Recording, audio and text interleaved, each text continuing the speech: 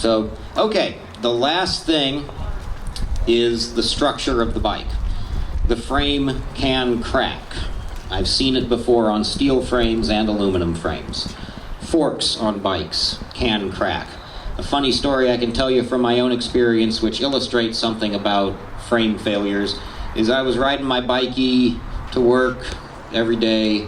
Past couple days I noticed there was kind of this banging noise every now and then, and it didn't quite associate with anything else. All of my usual checks of the wheels and the drivetrain, it just, it didn't register. Nothing matched up. And I kept looking at it, and I thought, well, maybe I should look closer at the brake. So I opened the quick release of the front wheel, and one of the fork legs fell off. It was the quick release holding both the forks onto the hub that was actually holding the rest of this fork leg on there. It had broken completely through, and the frame was just kind of resting on it. And that was the bang I was hearing, as I would the front wheel would get unweighted, and then it would be weighted, and the front end would drop on that bang. And I mean, that could have come apart at any time and, sent me over head first. Well, not head first, but it would have slowed me down considerably. But it's what that illustrates, and maybe this basically sound like a not very observant guy, but it's easy to overlook a frame failure. You're looking at the brakes, you're looking at the wheel, you're looking at all the usual suspects, and even if this crack in the frame is sitting right there, it's surprisingly easy to overlook that.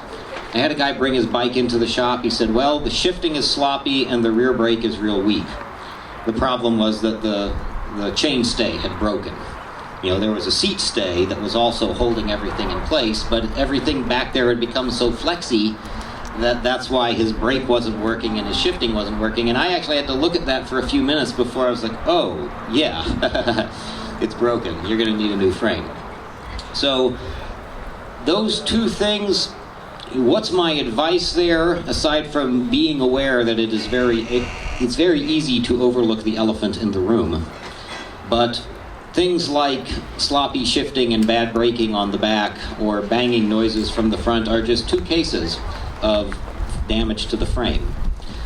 Another case of frame damage I've never seen this be, in neither of these cases was there actually a catastrophic failure. It's just, something wasn't right or there was a funny noise. The chain, in some cases, can catch on the frame and start to cut strips in the frame. I had a customer who had a rear suspended bike, and even though I sold him the shock pump, I guess I never drove it through his head enough that he needed to keep that shock pumped up, because he would ride the thing around with the rear suspension flat, and that affected the chain line, and the chain was cutting into his chainstay. There were grooves carved into his chainstay for every gear that he was in. Why he didn't notice this noise, I don't know. Maybe it's just that it slipped in and he just assumed that was how it was supposed to sound. And he didn't notice. I actually had to look at the bike a little bit before I noticed. We got any green speed owners here? 25 years they've been making these bikes and they never fixed this frame problem with them. But if you look at where the chainstays meet the main frame, most of these bikes, the chainstays kind of curve in. They're like an arch that's welded to the back of the bike. With green speeds, there's this cross piece and then two chainstays that come off perpendicular. Well, it's easy for the chain to get caught under that cross piece momentarily. It happens like, the chain's under tension and then you release it, the chain suddenly goes slack, it kind of flops around. I've seen it get caught under there, and only a few times it'll cut a groove in the underside of that cross piece that'll hold it there. And then the chain never comes out from under there, and so not only is it carving that, it's up against the chainstay, and it's cutting grooves in the side of the chainstay. And I've mentioned this to Greenspeed, but they're geniuses, and they're not going to change their design. So be aware of that, particularly if you have a Greenspeed. You should notice that noise, but it's easy to overlook this sort of thing. So those are my three main topics. Oh yeah, I was gonna one more topic, but do we have any questions about frame failures or problems on frames before I go on? And here's a quick question before I get to the last topic. Is there any big topic that I'm going to talk about rear derailleurs and all the things that can go wrong with rear derailleurs. Are there any big topics that any of you would like me to touch on while I'm here? Yes, sir. Disc brakes. Disc brakes. Anything else? Yes, Peter. Oh, here, come grab the mic. I was hoping to get this guy to act as Sancho Panza for me while I was up here. This is Peter Stull, the bicycle man, one of the biggest one of the tallest bicycle retailers in the country.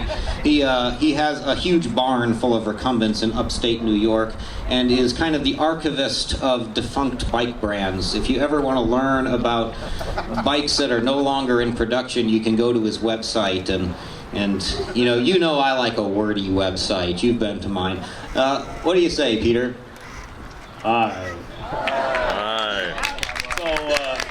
The thing I wanted to add about frame failures, one was, especially with a trike, when you replace the chain on a trike, you have to make sure you lace it correctly. We had someone bring in a cat trike, and a bike shop had put a new chain on, and they laced it incorrectly, so the chain dragged across the frame and sawed the frame in half, okay? Over 1,000 miles of, what's that noise? Don't ignore that. Oh, what's that noise? You're driving your car down the road. Oh, what's this little light mean? It means stop the car and find out. That's what it means, okay? If you're hearing a noise in the drivetrain that's abrasive sounding, it's probably grinding something up, and it's probably something you paid for, so you don't want to do that. Another thing, we had somebody with a bike, and they said they were riding along, and suddenly their frame broke in half. Suddenly. Well, they sent us half of the frame, and clearly it had cracked 2/3 of the way through months ago.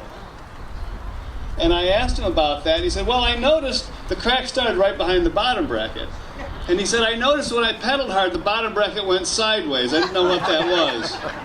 It's time to look, Cannondale bikes used to come with a sticker that said, just like any aircraft aluminum structure is inspected regularly for cracks at stress points, and you need to check your Cannondale. That's that they had. Anybody know the nickname for Cannondale that I'm about to say?